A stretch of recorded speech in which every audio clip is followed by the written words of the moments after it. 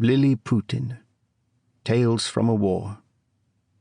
Written by Jan Němec, translated by David Short, and read for you by Wayne Farrell. Saboteur. He turned the ignition key. The cameras concealed about the car's body showed him his immediate surroundings via the screen on the dashboard. The red Alfa Romeo to the left belonged to the lady next door, whom he had once quite fancied, while the Skoda on the other side meant nothing. He reversed out of their embrace without triggering a single annoying bleep, and stopped briefly in the middle of the street with his hands resting on the wheel. He glanced at the screen. It showed an aerial view of his car surrounded by smudgy yellow blotches where the wet roadway reflected the street lights. His mobile automatically paired with the speakers, and up came the Rewrite History podcast on Spotify that he'd missed the end of last time. It's like on a par with Romania, it's not...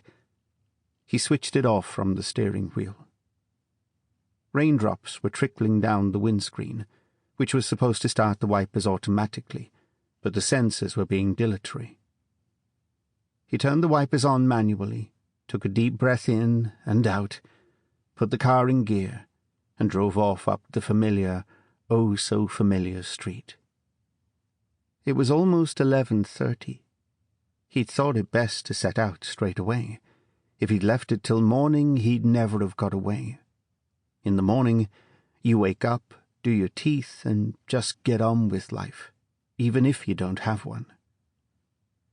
His hands on the wheel began to feel cold, so he put the heating on. He hadn't gone far before he passed the pub on the corner where the previous evening he'd met up with a girl he'd known at university. Some things need time before they can be judged in the round, while others never gel into a whole. The girl, who had been quite unapproachable at uni, asked him that evening if he was pleased to have achieved all the things he'd talked about 10 years before, and for the 5th time in 20 minutes she ran her fingers through her hair. He was surprised that she remembered what he'd talked about back then, and that she thought he'd achieved something.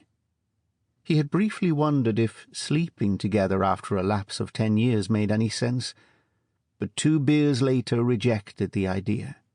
He'd ordered a cab, but then didn't take it. Several crossroads later, each marked out by a single flashing amber light, he left. Sample complete. Ready to continue?